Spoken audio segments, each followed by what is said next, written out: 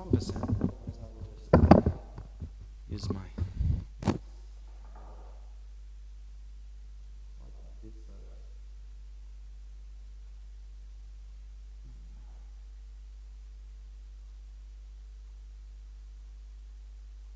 Yeah.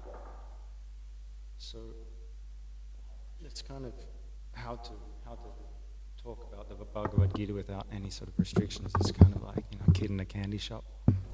There's so much to talk about, and from so many different angles, but we'll go straight into not so much the heart of it, but a lot of the essence is derived from this particular verse, in these few verses actually that are sequential in this 10th, I was going to say canto, 10th chapter.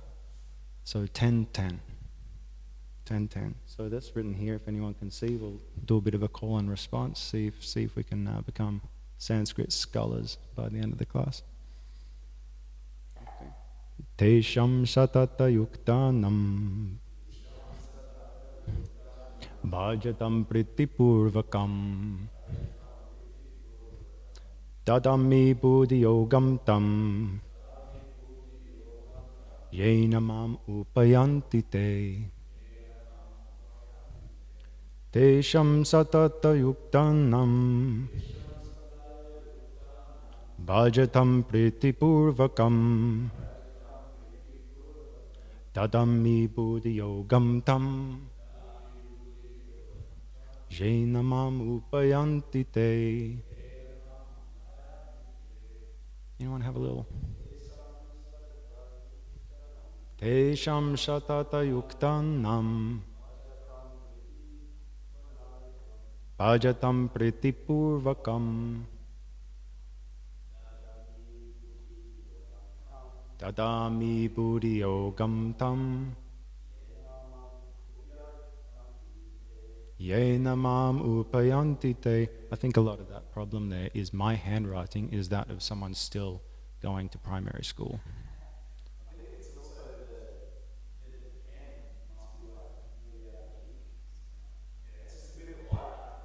Okay, thank you. I'm going to blame the pen also. That pen was... Oh my God. We're set up for failure, really. Just all of it.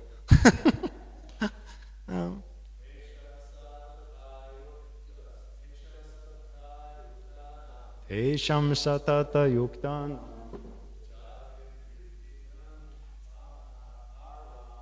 bhajatam pritipurvakam dadami buddhiyogam tam yena mam upayanti te. Either of you like to have a go?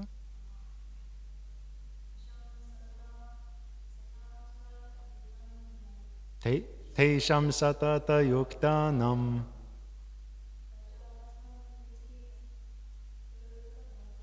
bhajatam pritipurvakam dadami buddhiyogam tam yena mam upayanti te. Okay, Hare Krishna. Happy just sitting. Very good. I like it. I appreciate it. I love it. Well, please. Well, no problem. Well, just throw any questions from the curveball. Otherwise, I'll just respectfully, if I'm looking this way, please don't think I'm ignoring you.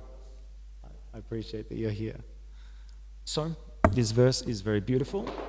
If you can't already tell, I'll read the translation. It says, "To those who are constantly devoted to serving me with love," this is Krishna speaking, "I give the understanding by which they can come to me." So this is Krishna to Arjuna on the battlefield of Kurukshetra. There is this wee conversation happening. Prabhupada writes in his purport to this verse. In this verse, the word buddhi yogam is very significant. We may remember that in the second chapter of the Lord instructing Arjuna said that he had spoken to him of many things and that he would instruct him in the way of buddhi yoga.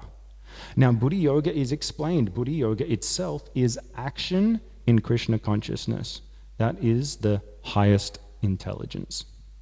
Buddhi means intelligence and yoga means mystic activities or mystic elevation. I think that's a pretty interesting translation of yoga. When one tries to go back home, back to Godhead, and takes fully to Krishna consciousness in devotional service, his action is called Buddhi Yoga. In other words, Buddhi Yoga is the process by which one gets out of the entanglement of this material world. The ultimate goal of progress is Krishna. People do not know this, therefore the association of devotees and a bona fide spiritual master are important.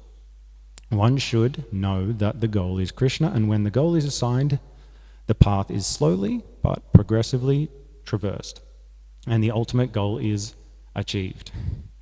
When a person knows the goal of life but is addicted to the fruits of activities, he is acting in karma yoga. When he knows that the goal is Krishna but he takes pleasure in mental speculation to understand Krishna, he is acting in jnana yoga. And when he knows the goal and seeks Krishna completely in Krishna consciousness and devotional service, he is acting in bhakti yoga or buddhi yoga, which is complete yoga. This complete yoga is the highest perfectional stage of life. A person may have a bona fide spiritual master and may be attached to a spiritual organization, but still, if he is not intelligent enough to make progress, then Krishna from within gives him instructions so that he may ultimately come to him without difficulty. The qualification is that a person always engage himself in Krishna consciousness and with love and devotion render all kinds of services. He should perform some sort of work for Krishna, and that work should be done with love. If a devotee is not intelligent enough to make progress on the path of self-realization, but is sincere and devoted to the activities of devotional service, the Lord gives him a chance to make progress and ultimately attain him. Srila Prabhupada ki jai. So there's a lot in there. It talks a lot about the yoga ladder. The yoga ladder is a system that's in place that talks about this from karma yoga up to bhakti yoga. It's not the essence of this purport, but it's interesting to note how Prabhupada talks about karma yoga. Now, are you familiar with karma yoga at all? So fruitive activities, meaning I will perform this to get something back.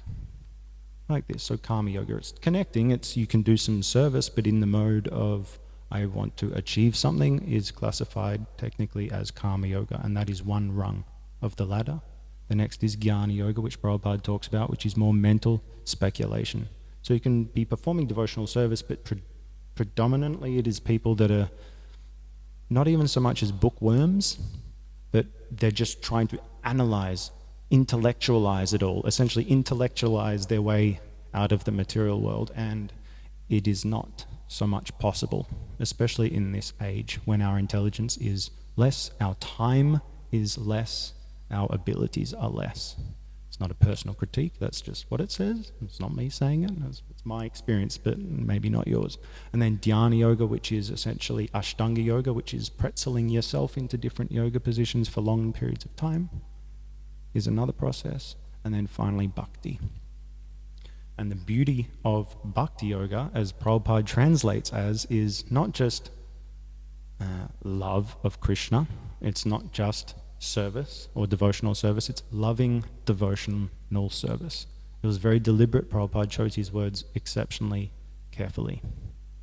Each of his purports, he would say, are his personal ecstasies.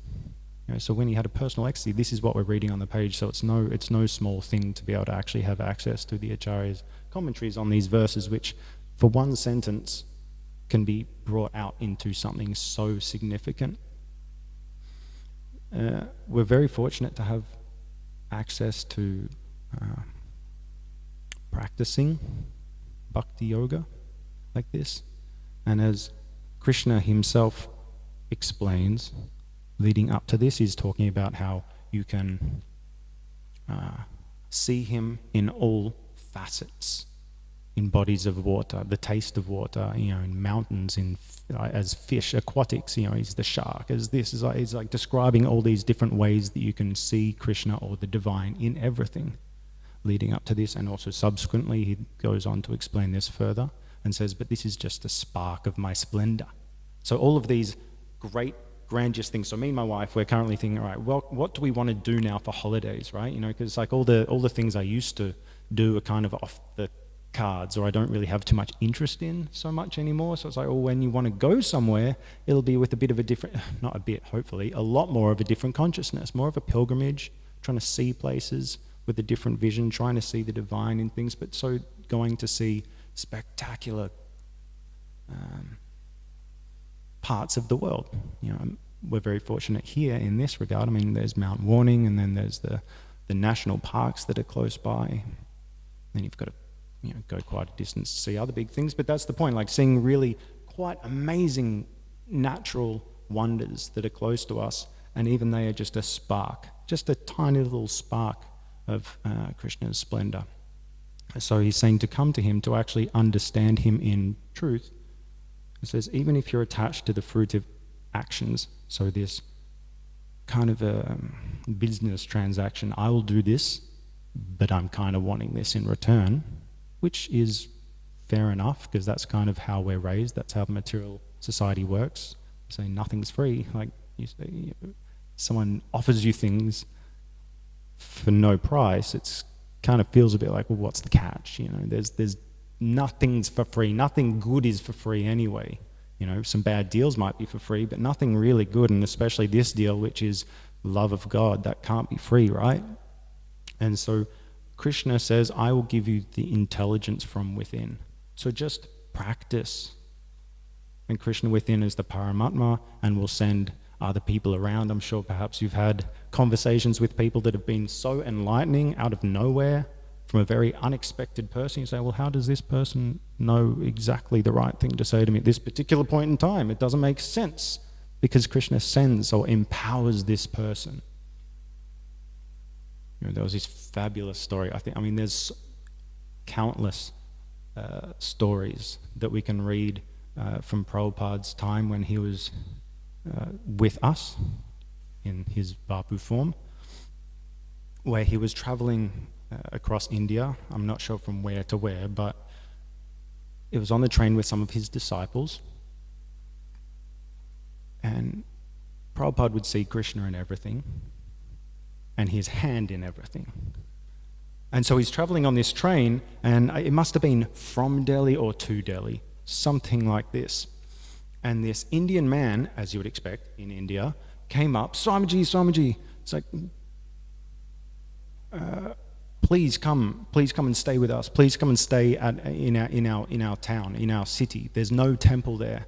We just would love to have you there. He knew about Srila Prabhupada and his preaching, and these Western disciples that have now started to come from America over to India. It was just it was unbelievable. And they knew who Srila Prabhupada was. It's this big exalted person. I was like, please come like this.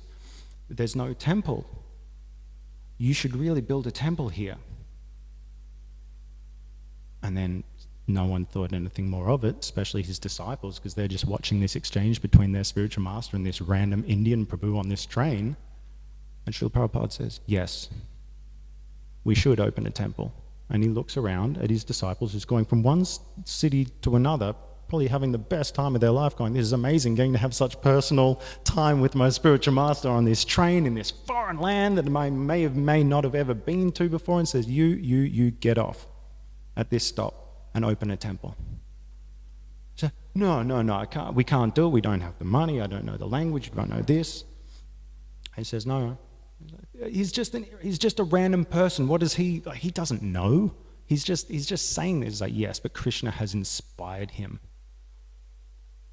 We are meant to open a temple here, and Krishna has empowered this particular person to say such a thing. So you get off and they did, and it was quite remarkable. So these opportunities, so seeing Krishna from within, or hearing even on those such situations around, so like that, a bit different to the verse, but that was a fun story.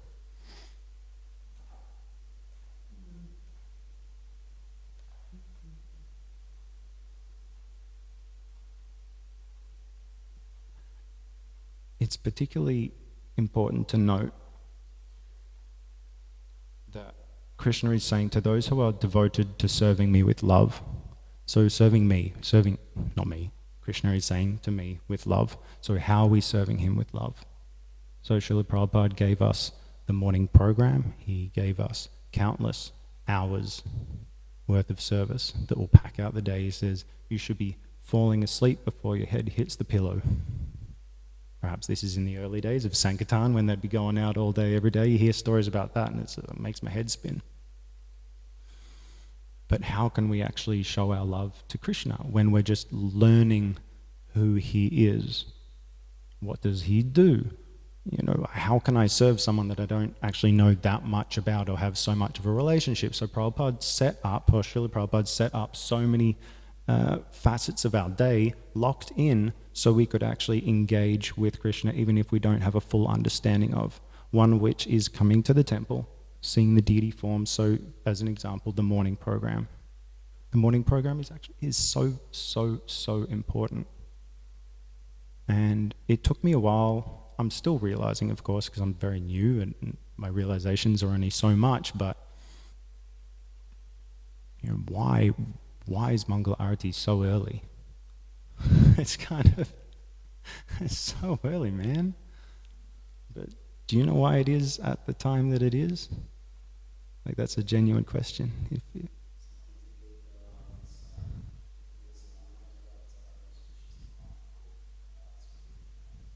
Absolutely. Yeah, so Mangal translates to auspicious. So it's an auspicious time to be having an offering. So that's absolutely bang on. But can't it be a bit more like, you know, sun's coming up at 5. Can't we have it at 5 o'clock? You know, like this. You know, in summertime it's 5:30 it rises. We can just get up then if it's just before the sun. And it's not picking apart what you're saying, because what you've said is absolutely right. But there's a more personal reason, as far as personal to Krishna, as to why we wake up at a certain time and we come to the temple as the curtains open at a particular time. Prabhupada was so fastidious, so emphatic about it being on point. You go to ISKCON temples around the world and you can set your watch to it. That conch is going and that curtain's opening on time. Amazing. Any other idea? Because when Krishna wakes up, it's really as simple and as sweet as that. And when you start to, like, so I've seen you out the back doing paraphernalia, and yourself also, but it's like you see there's a little, okay, it's maybe a bit intimate, but it's like there's a little bed, you know, so at night when the deities are put to rest, like, you know, the little Radha and Krishna, they get put into a little bed and they get changed, and it's very intimate, it's very personal service like this, but it's very intimate because they go to bed. Like, there's pastimes are constantly going on. So the idea of Mangal Arati is to turn up as the curtains open, because that's when he is waking up. They're all waking up. Well, there's Leela where they're not actually going to bed and they're, you know, sneaking out and going and having a party out in the forest. But that's besides the point. They're externally waking up at this time and we're greeting them. And Prabhupada set that program up for us because he understood that. And we, like, how can you just say, oh, go to the temple and see Krishna when he wakes up? It's like, well, you need a bit more structure than that. Because how can you serve Krishna with love and devotion? It says constantly as well, so that's why there's all these other programs, and it's not just when the curtains open up, you say, Hare Krishna, and then everyone leaves and goes back to bed. It's like there's structure to it. There's Tulsi Arati, there's Nrsimha Arati, there's all these things in place.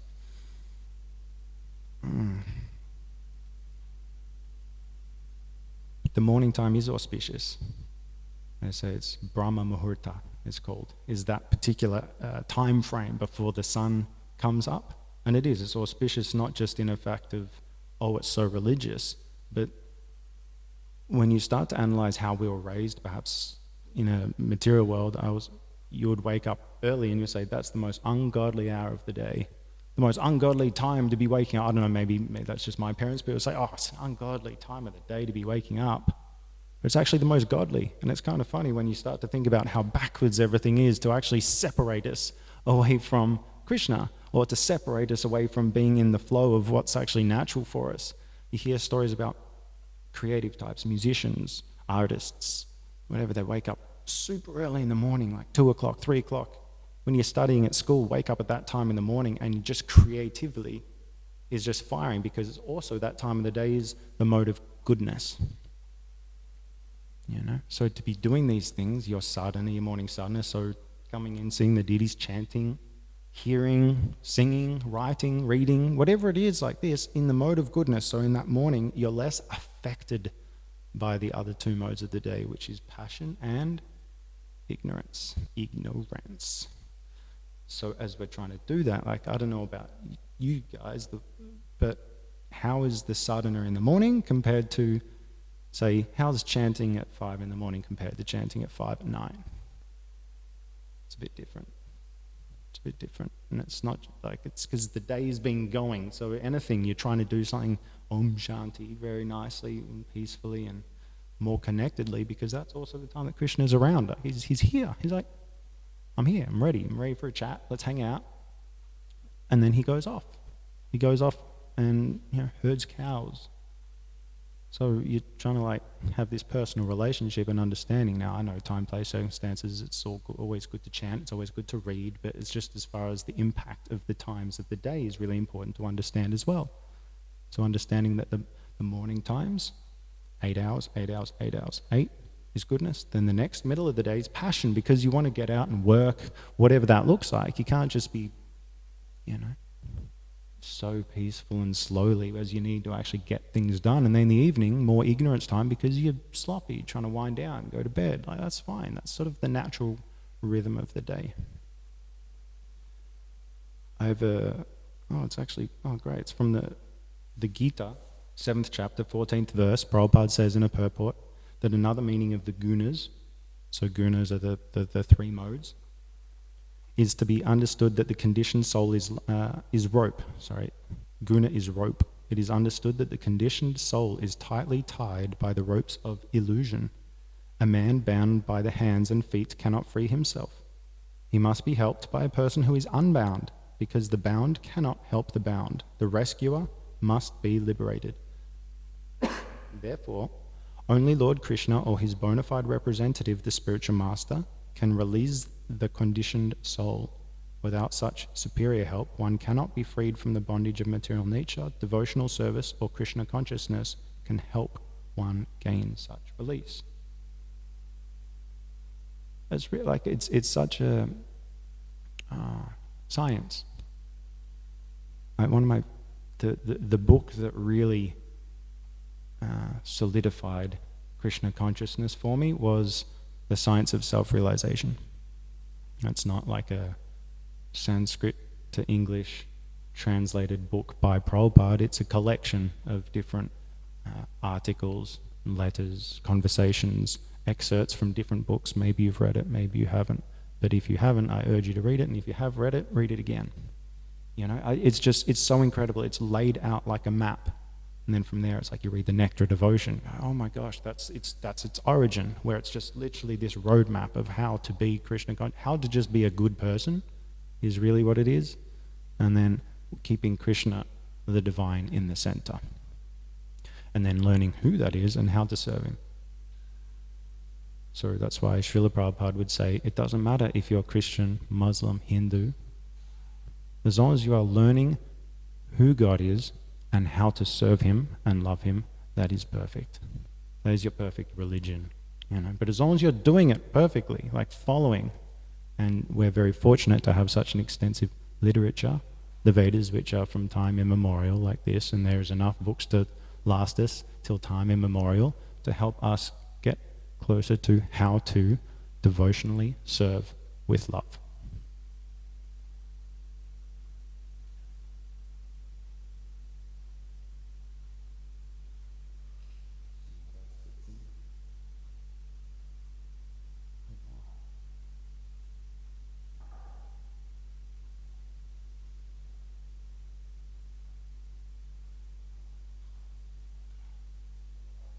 There was a class I was listening to recently, and they presented the question that,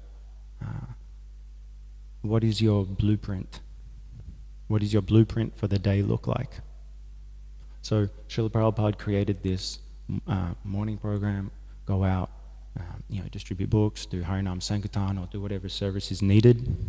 eat prasadam, lots of prasadam. That's pretty much scheduled all through the day. That's like prime necessity. And then class in the evening, read, and then, well, originally it was hot milk and bed.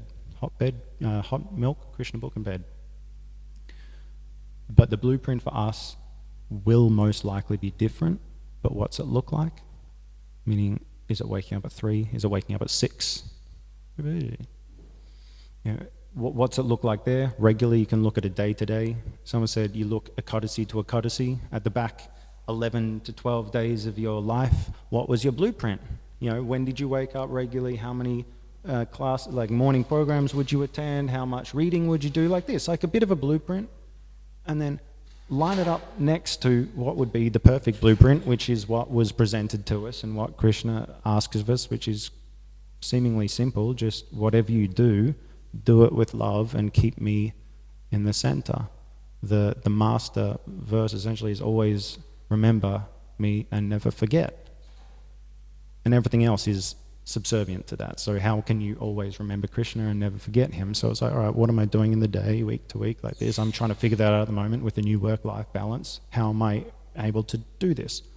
Like being a grahastha is very different to being a brahmachari, like this. So it's like I'm still a year and a bit in trying to sort of map it all out. But like, what's your blueprint look like?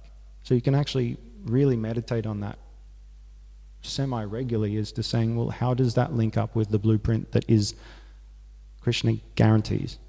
Prabhupada guaranteed that you can finish up this life in one go, like this. But it takes micro surrenders all the way along. It's not just one big swooping, I surrender, like this. I give my life. It's like, that's fine. And then you walk outside and you go, oh, but that's nice.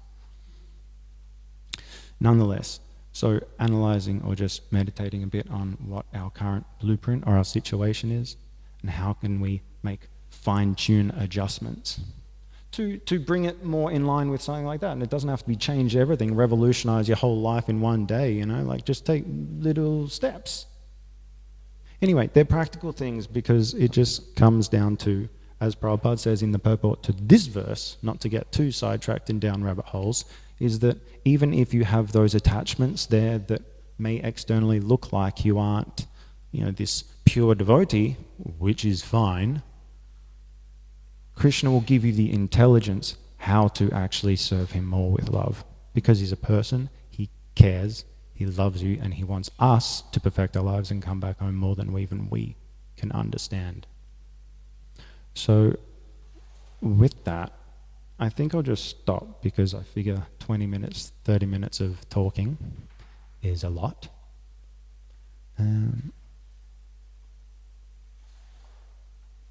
Oh yeah, one final thing.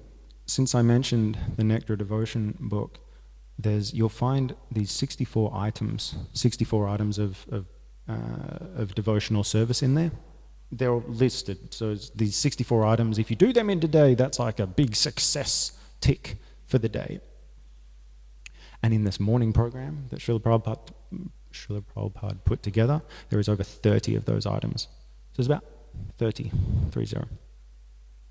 There is so much packed into this program, and we don't even realize it, because we do it, we go, oh yeah, come in, ring the bell, put my head on the ground, see the deities, say Haribol to a devotee, chant some Krishna, like this. All these things, it sounds quite, well, that's just what you do. And that is just what you do, because Srila Prabhupada created it that way. And why? Because each item is so important and so powerful, and then when you put them all together in this auspicious time of the day, wow, it really sets you up. Really sets you up to be able to have a more fixed consciousness for the day.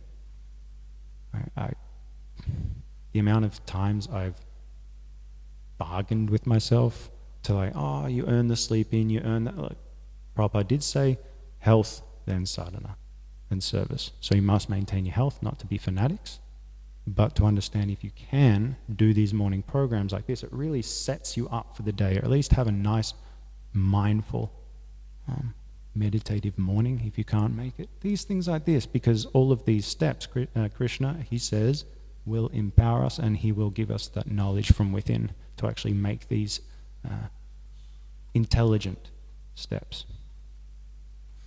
that's all I'm going to say right now. Hare Krishna. Thank you for listening to me. If there's any comments or questions or just conversation pieces or you're hankering for prasadam, please don't let me hold you up. But I'm just here because they said stay here till 6, so here I am. I'll keep talking, but otherwise it just becomes too much.